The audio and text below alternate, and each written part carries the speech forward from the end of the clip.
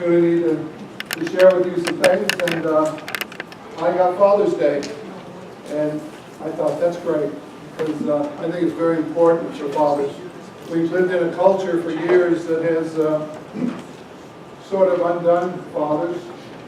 In fact, back in the 70s, when our food stamp program began, the Congress passed a law that said if the father's in the household, the family cannot get food stamps, which then virtually drove fathers out of homes, and we had a real plague, if you like, of unmarried mothers having children, and generations now of fatherless homes.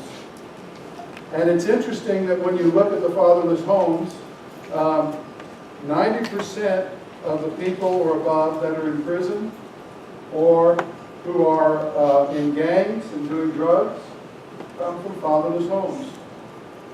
We have just done away with having the old traditional family of a mother and a father and children at home. And so it's paying on our society in a big, big way. 8 years ago, I ran a statistic that said that 90% of men in the gay lifestyle either had a non-existent father or an abusive or ignoring father. And 70% of those in the lesbian world had the same sort of relationship with a father. So it's really key, and yet we're in a culture that is really kind of putting men down. I remember listening to Charles Swindoll one day as he was preaching, and he said that he looked after church and he said, we have done everything for the women in church because they can come on Sunday morning and they can be part of everything that we do, and they're in the music program, and so much of the worship songs that we sing are geared towards women, and we don't do a whole lot for men. And he said he looked out in the foyer of their church and saw all the flowers and all the beautiful things that were there, and it was gorgeous. And all the women talking and having a good time together. And the men were leaning against the wall, twiddling their thumbs, waiting for their wife to get done so they could go home. So he decided the next Sunday he would change that. So the flowers went, and 3 Harley-Davidson motorcycles were in the foyer. He said the men just loved it. He said they were talking and they were visiting and they were doing things because men are into projects or into doing things that women are not. And he said what was so interesting is that the women were next to the wall, twiddling their thumbs, waiting for their husbands to get there.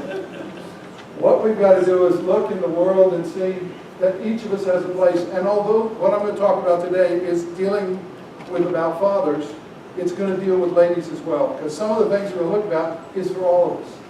That what we do in our family and where we go is so, so important. In Ephesians 5, it's interesting, it talks about wives and husbands and children's relationships.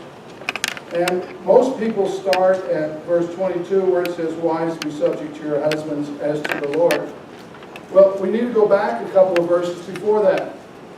Because it says, always give thanks in all things in the name of our Lord Jesus Christ to God, even the Father. And be subject to one another in the fear of Christ. All of us are to be subject to somebody. All of us are to be under God's authority. He has a place for organization in the home, and that's what is described in Ephesians. But what he says to men is a whole lot harder than what he says to women. He just tells women to obey your husband. But to men, he says you're to love your wife in verse 25, just as Christ loved the church and gave himself up for her. Sacrificial giving. A relationship where the man's there to take care of and to provide for. And then he goes on and says it again in verse 28, so husbands also ought to love their own wives as their own bodies.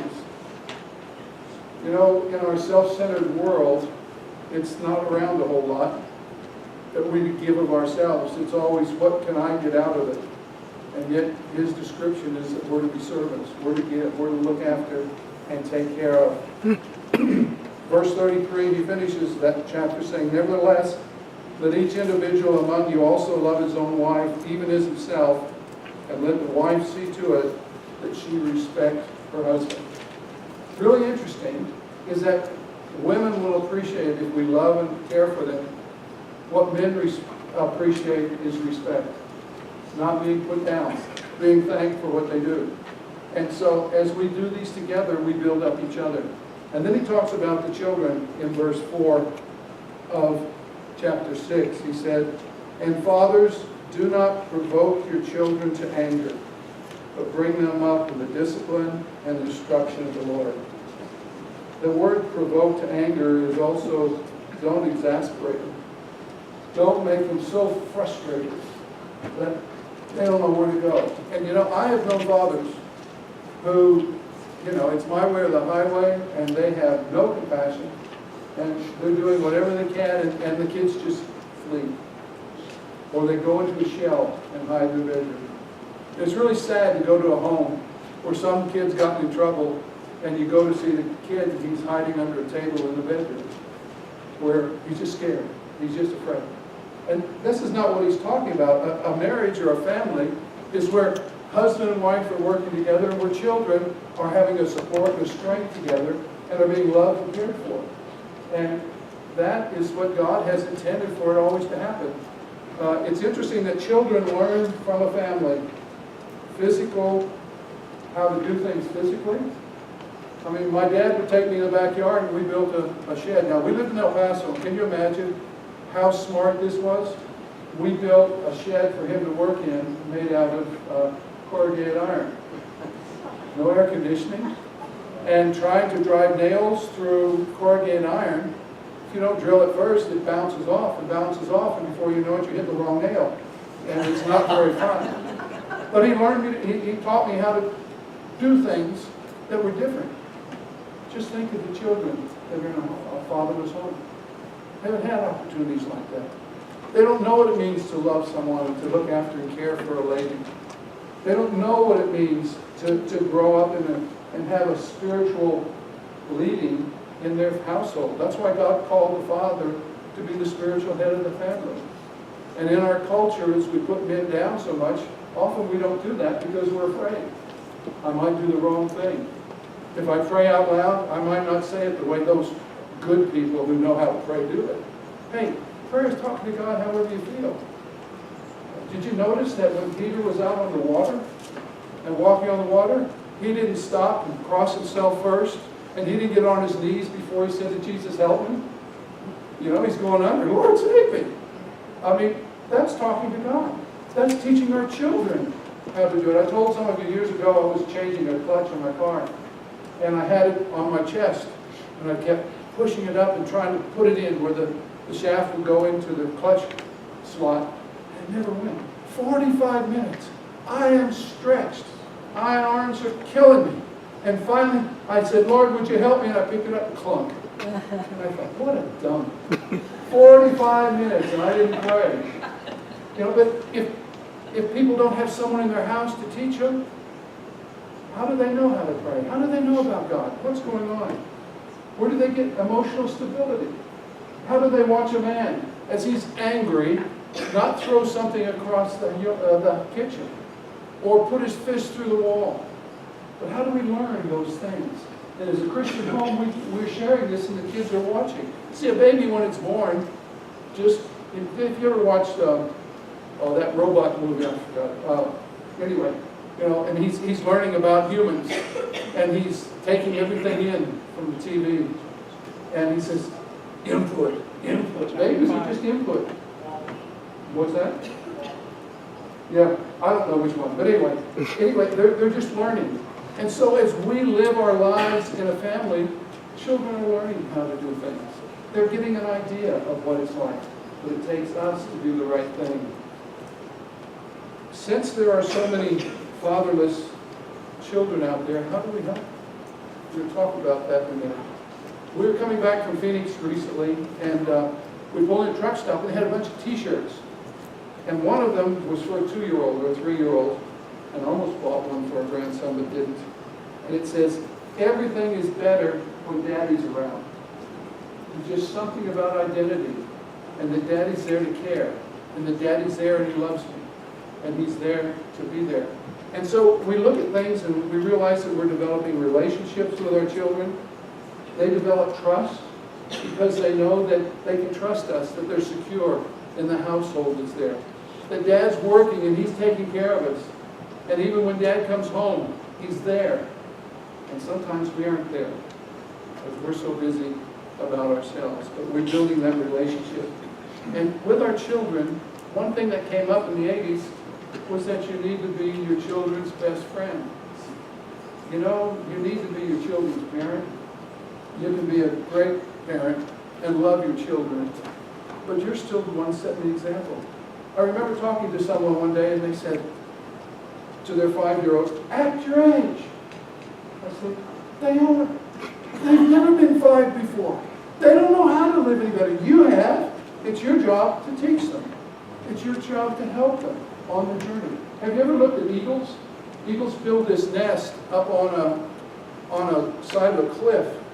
And eventually the eaglets that are in there get their strength and they fly away. What happens if they don't fly away? Mom shoves them out. And they better fly before they hit the ground. You know, our job as parents is to train our children so as they grow up, they can handle it in the world.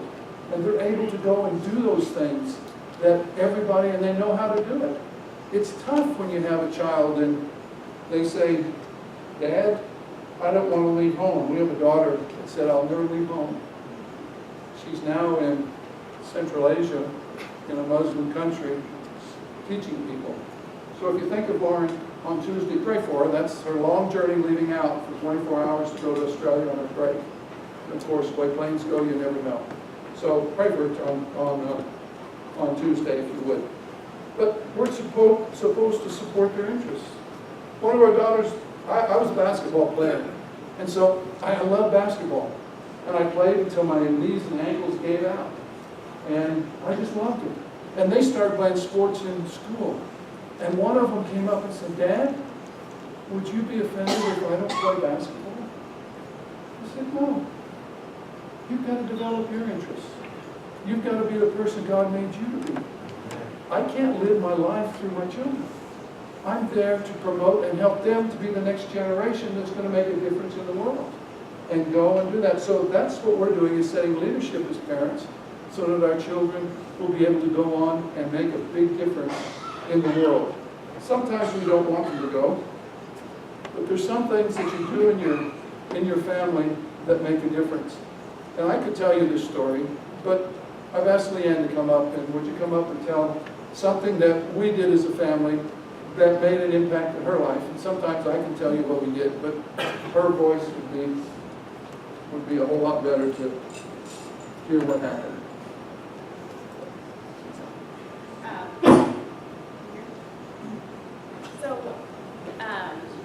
Is it on? Go ahead. Can you hear?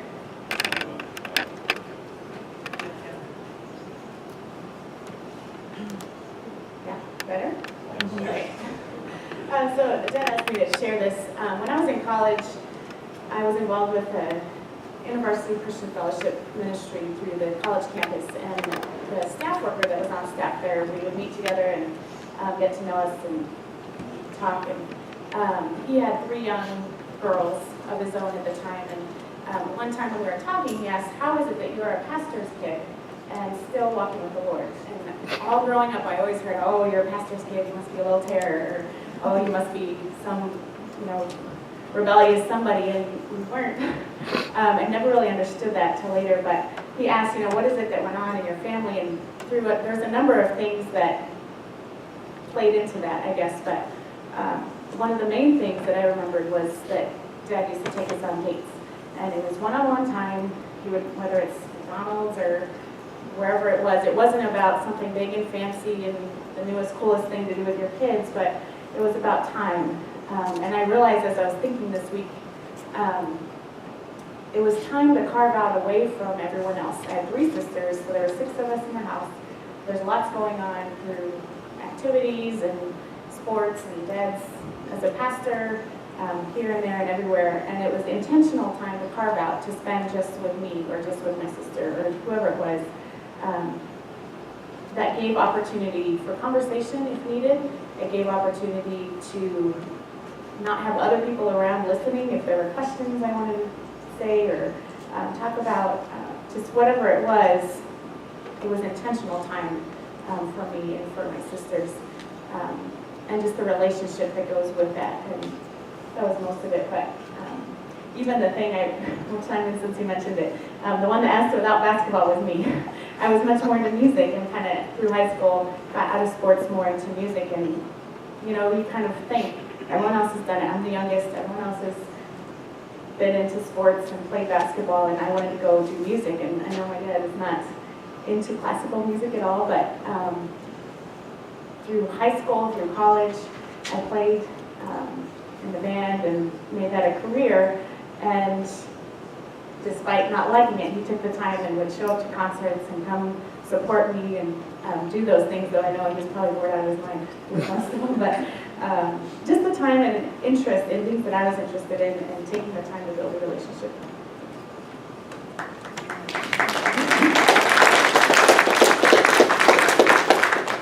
And since Leanne's been doing that, I've become more cultured. So I would go to the wind sympathy. I don't know if you call it sympathy or sympathy, but for me it was sympathy. But what do we do? It takes time. And as fathers and mothers, it takes time. And some of you are past that. Or some of you don't have children. So what do? What happens if you don't have any children? What happens if your kids are all gone? You just finish or quit? Well, over the years, there have been people in our church who have been taking children that are in the church and kind of adopting them, not legally, but their grandkids were all gone. So they started doing things for their birthdays or for whatever else is there. About, I guess 20 years ago, 15 years ago, a young 14-year-old boy walked in the back of the church one Sunday afternoon. And his mother was in prison. His father was not existent. He was living with his grandmother, who was very ill and close to dying. And he was in a gang. And he said, I have a friend that is 16 that's just been killed in our gang.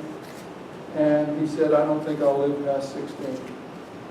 And he came to the church and was just looking for help. And there's a couple in the church that adopted him, so to speak. They had compassion for him. The man had just retired, and so he said, we don't have a whole lot of money. And the wife was working at a high school. And they brought him into their home and looked after him for 4 years. And during that time, I was told that although the money wasn't real strong and big in their house, God always provided enough for this teenage boy to eat and eat and eat. And that young boy is now in his mid or late 20s, married, 4 kids, and Rob and Barbara Baldwin were the people that made the difference for him. They gave up their home for 4 years, and they gave up their lives to make a difference. All I'm saying is that God has called us to still live our life regardless of our age, to help where we can, to do what we can do, because He has people who need it. There's the middle school down here on the road is down Alabama is looking for someone to do Youth for Christ on Wednesdays. Some kids who want to go and learn about Jesus, and someone to come in and teach them. There's a church here in town that has their people going to an elementary school one afternoon a week to tutor the kids, whoever may need it. And they're building relationships with kids who don't have fathers, for kids who don't have places to go. And they're getting help with their schooling, and they're getting to see that people care for them. I don't know what God's called you to do, but it's interesting that we're each one establishing a legacy. What's a legacy? Well, that's something that goes on after you, that's passed on. I was reading through the genealogies in the Old Testament. And if you've ever read them, there's 9 chapters in Chronicles that said so-and-so begat so-and-so, who begat so-and-so, who was the father of so-and-so, who begat so-and-so, and all these names. And I got 4 chapters in, and I looked at it and I thought, Lord, I know you say all Scripture is inspired by you, but what's this all about? How come? I did Hebrew, I can pronounce the names, I know that. And inside my heart, It was like God spoke to me, and he said, well, Wally, you know, if it wasn't for all those people that you don't know being faithful, you would not have ever heard of the ones that you do know. David, Solomon, and some of them. And then in my heart he said, and you may not do anything great in my kingdom, but your grandson or great-granddaughter may. And you're one of those in there who begat someone. But you're filling the gap until this happened. It changed my life. Because all the people I knew had big churches. And all of them, and I'm thinking, I got my theology right. I'm okay. Well, I had a different place in the whole picture. And be thankful for the place that God has put us. We've got a song we're going to listen to. It's called You Have a Legacy. Sunday Shoes is the group that used to sing at Celebrate Recovery in California. They came and did a concert here. But listen to the words, because each of us are leaving a legacy. It may be good, it may not be good, but have a listen.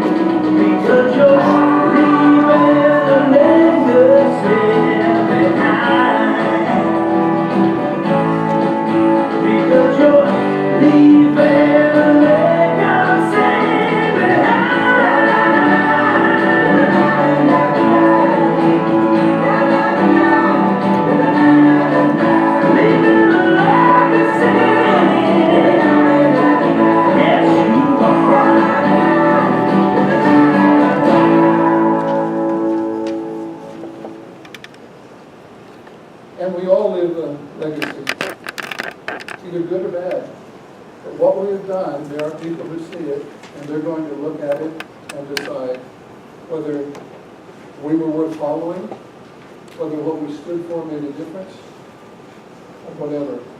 Some people who decided they wanted to leave a legacy behind left money, have given money to the kingdom of God, local churches, ministries, and others to help the gospel go out.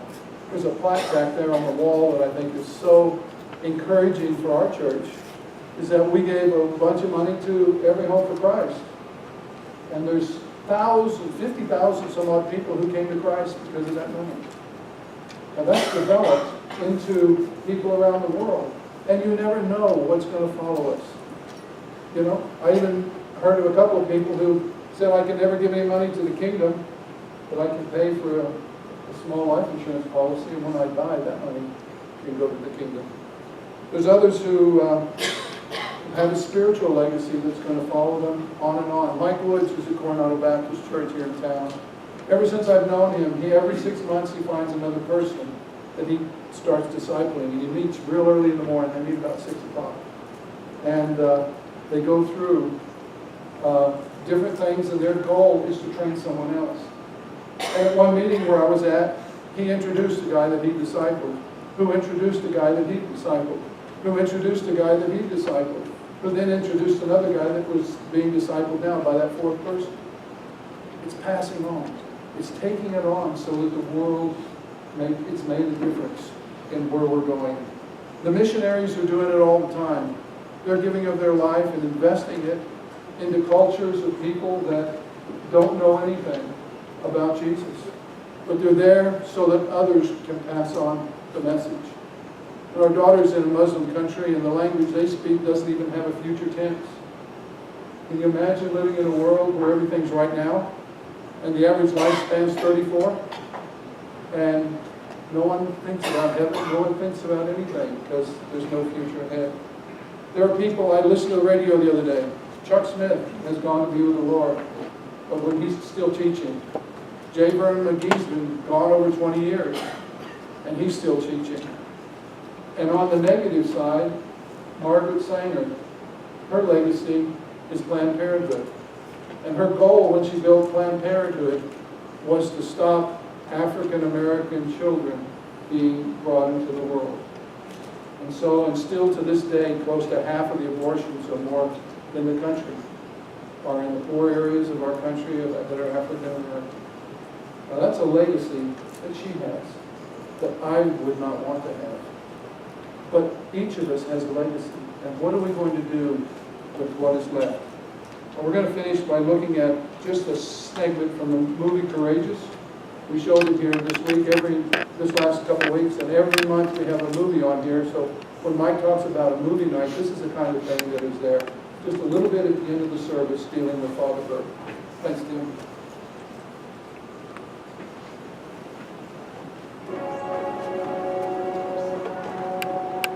For the last 6 weeks, I've preached on God's design for fathers to be teachers, to be protectors, to be providers. I read to you this resolution. It was written and signed by the 4 men standing behind me.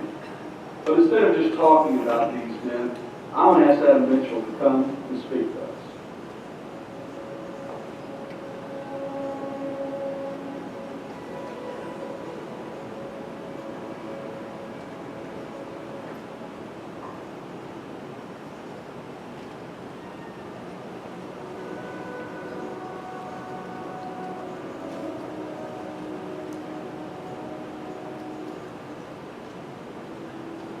As a law enforcement officer, I've seen firsthand the deep hurt and devastation that fatherlessness brings in a child's life.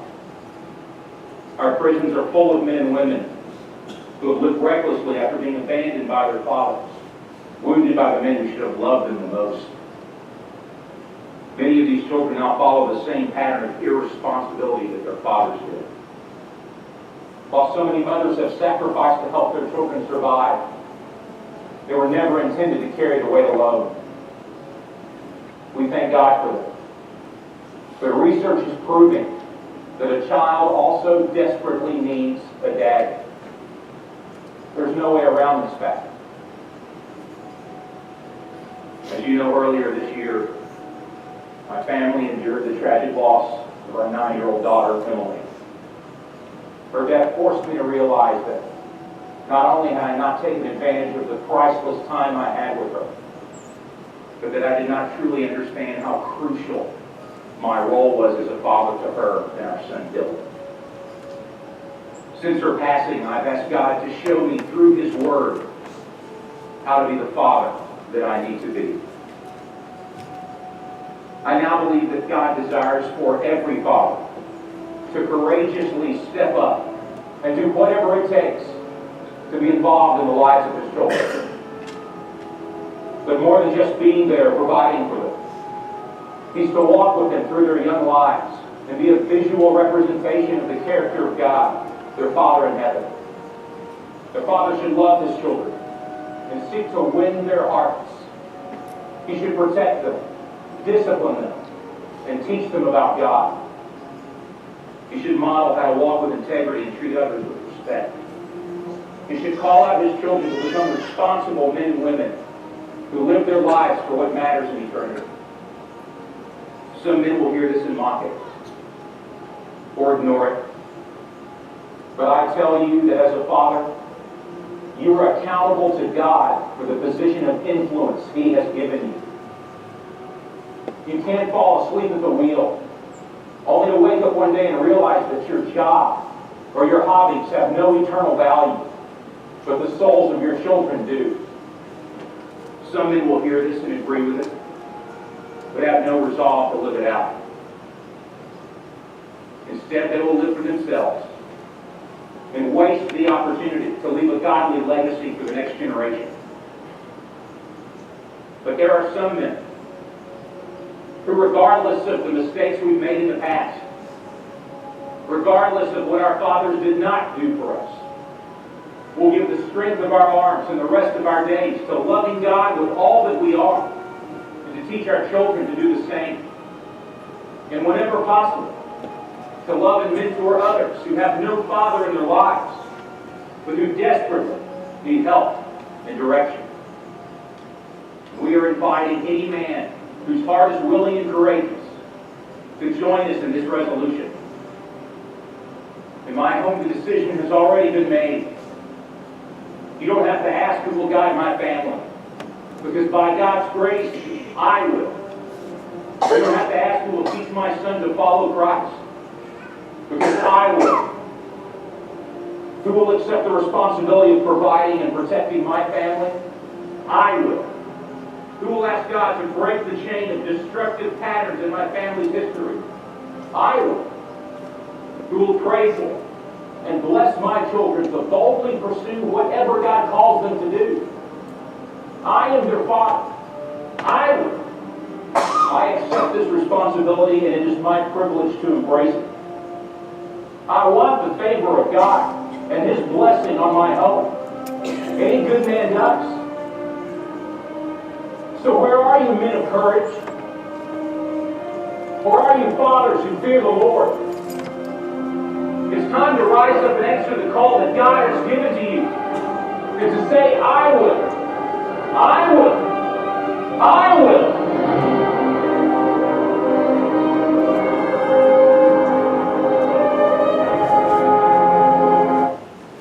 Sometimes we just let life go by and we're not intentional in what God's called us to be. There are people that you know in your neighborhood. You may not be a father. You may be a lady who has a lady friend, but she's going through some hurts. It's time, I guess, for all of us to be courageous and do something. Do you know where the biggest area of Muslim indoctrination is happening in America? Is in our prisons. And they're going in there. And so those who are working in our prisons that are Christians are there making a difference. I don't know what God's got for all of us. I don't know what He's got for us next week. But I do know that we have a place, and He hasn't put us here by accident. He's got a purpose for all of us. I guess we need to just talk to Him and ask Him to tell us what He has for us. Let's pray. Father, some of us have failed, and we ask you to forgive us. Some of us haven't been what we should be as fathers or mothers, as husbands and wives. And Lord, we repent and are sorry and ask you to forgive us and to guide us.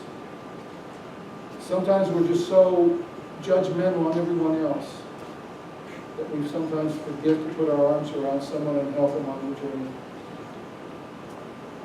You know each of us better than we know ourselves. And Father, each of us, you have given special gifts to, special interests. So we ask you to lead us, each individually and as a corporate body, to be who you want us to be, to make a difference in the world. And when we go and meet you in heaven, you take a whole lot of people with us. And you'll say to us, well done, good and faithful servant. You've lived for me. You've served me. And you've been people of character and integrity. That when you said things, your word was good. Please be with us, Lord, and guide us. Because we want to make the most of the time we have left. We ask this in Jesus' name. Oh, one more thing to pray for. We got a group here with us from Colorado. They're going to Mexico this week, where it's nice and cool. So let's pray for them, shall we? All right. Our Father, thank you for them being with us today. They've left the pleasures and comfort of Colorado to come to the hot desert. And we pray that you will bless them this week, that you'll keep them free of any injury, and that the family that they build their house for will be just blessed in a way that's they can't believe it, and that you'll use them to make a difference in your kingdom. We ask this in Jesus' name. Amen. Have a great week, everyone.